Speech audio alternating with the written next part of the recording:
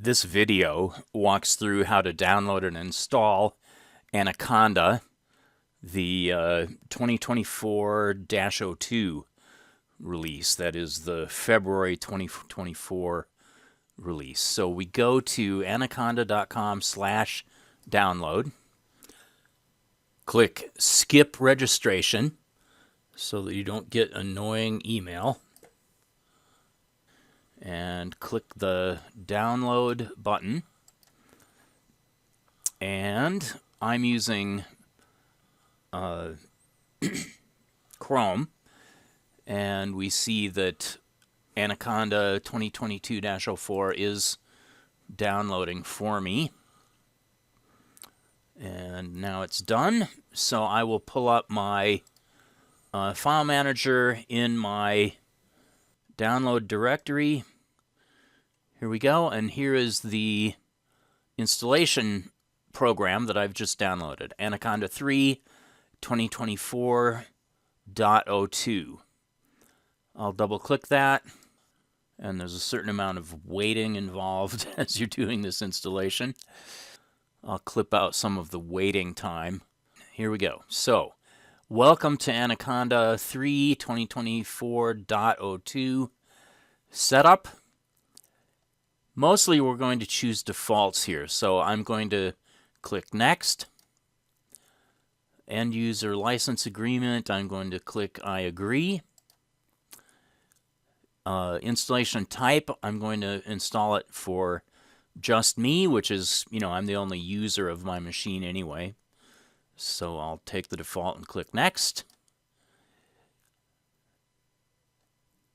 To install in a different folder, click Browse.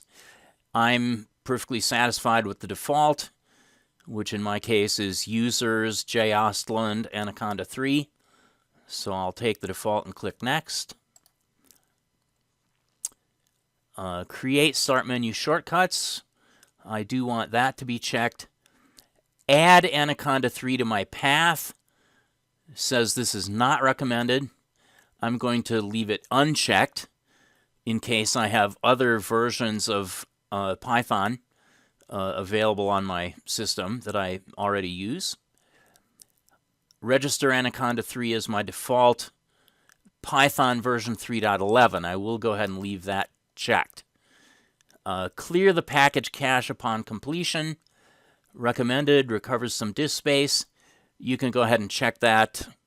I guess I will check that myself. And now we click Install, and now we have a lot of waiting to do. So I'm going to clip out a bunch of time here until the installation is completed.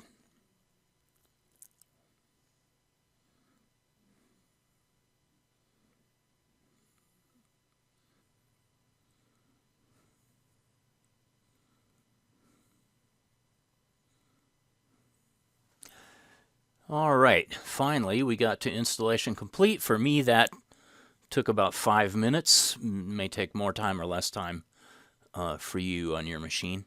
I'll click Next again. Everything you love, blah, blah, blah, Jupyter Notebook. I don't want to code in the cloud. I want everything to be on my own machine, so I'm going to just click Next. Here are some useful resources to get you started. Launch Anaconda Navigator, getting started with Anaconda distribution. I'm going to uncheck these. You can leave them checked and read through that stuff if you are interested, but I'm just going to go ahead and click Finish. Okay, and so I have now successfully installed Anaconda on my machine. When I go to my Start menu, now of course I'm using Windows. If you're using a Mac, you will actually want to use the Anaconda Navigator. I'll go down to my Start menu here, and here we have Anaconda 3, 64-bit. If I click the down arrow, I'll see the various individual things that have been installed. Anaconda Navigator, PowerShell prompt, ordinary Anaconda prompt, Jupyter Notebook, reset, and Spyder. The things that I'm going to care about are going to be the Anaconda Navigator, Anaconda prompt, Jupyter Notebook. That's optional. I'll let you use it if you want. I'm not going to make use of it. And Spyder, which is what I recommend as an integrated development environment if you want to stick with the things that come with Anaconda. All right, so I am going to right-click on Anaconda prompt and pin that to my start menu. All right, Anaconda prompt, and I'm going to right-click on Spyder and pin that to my start menu as well. There we go. So these are the two things that I am going to be most concerned with. Now, I actually want these in my taskbar as well. So pin to taskbar, more, pin to taskbar. And so now I can access the Anaconda prompt and Spyder directly from my taskbar. Let me fire up the Anaconda Navigator so that you can see what that is. On a Windows machine, you don't really need it, but on a Mac you will. So under Anaconda, when I click Anaconda Navigator, this typically takes several seconds to start up. And what it will show you is icons, a window of icons that you can click on to start the various software that comes as part of the Anaconda package. And it has to do a whole bunch of configuring the first time you run it. It even has to do some reconfiguring each time you run it, so it can be a little slow to get going. There we go. All right. Anaconda data catalogs. I really don't care. I'm going to close this thing. Here we go. So I have Jupyter Notebook. If you're familiar with Jupyter Notebook, you can use that. I have the PowerShell prompt. Here's the ordinary command.exe prompt. I'm not a PowerShell person, so the command.exe is the command interface that I would tend to use. And then I have the Spyder integrated development environment. If you're familiar with VS Code, at least in theory, you can do Python programming in VS Code. I'm not sure what might be involved as far as configuring that. So I'm not going to use it myself, and I'm not going to promise to support it for you, but if you want to give it a try, you're welcome to. So let me first launch the command exe prompt. This is going to give me an ordinary Anaconda prompt like my terminal down here. I'll click launch. That's it. Okay, it's just an ordinary command.com window. And from within here, I can run this ancient, crummy integrated development environment called IDLE. Now, IDLE is pretty terrible. The most recent version is somewhat less terrible than older versions used to be.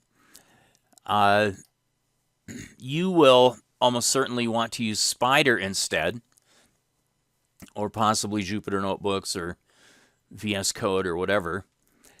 I like to use IDLE because IDLE is so extremely plain. There are not a whole bunch of icons and slider bars and menus and whatnot to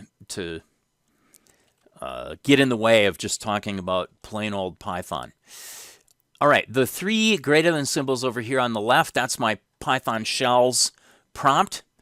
And I can do clever things like defining a variable a to refer to the integer value 123. And if I ask to see what a refers to, I get told, well, G, it refers to 123.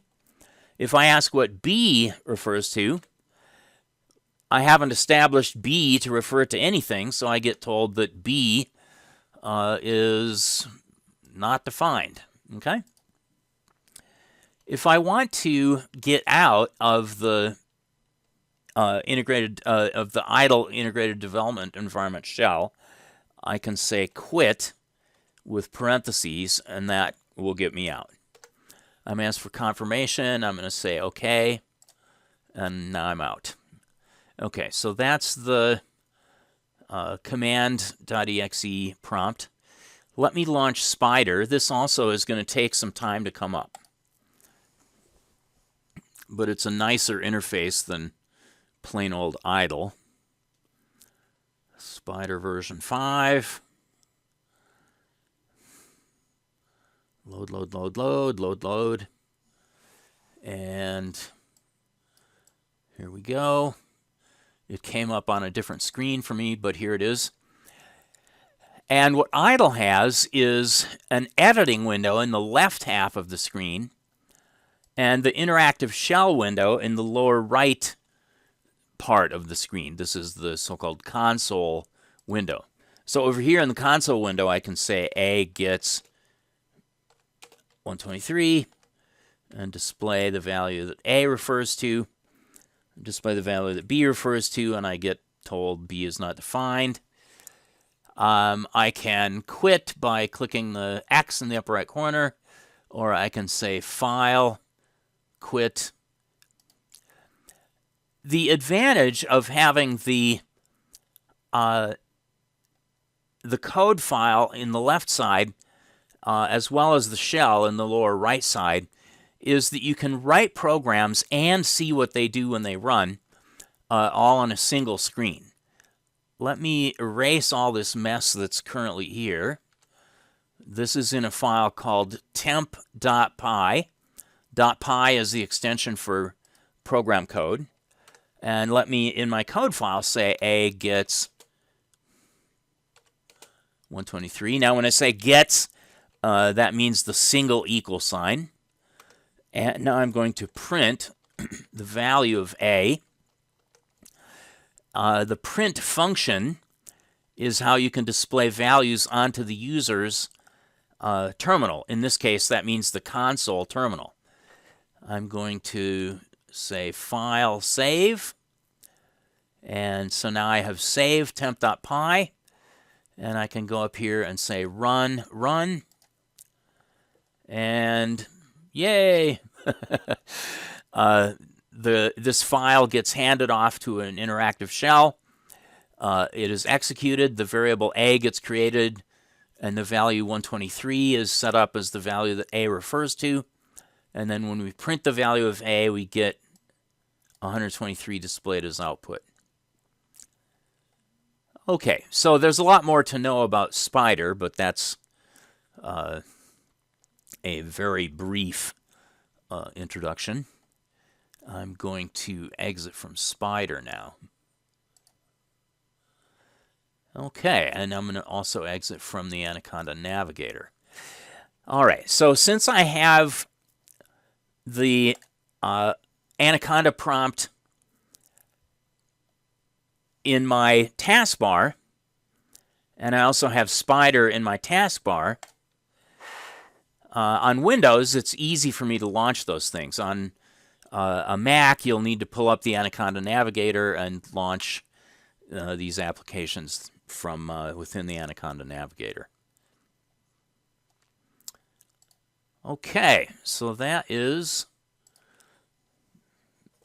a very brief introduction to how to download and install and get started using Anaconda and namely the command prompt with the old-fashioned idle shell, as well as the much more up-to-date and more convenient Spyder integrated development environment. Okay.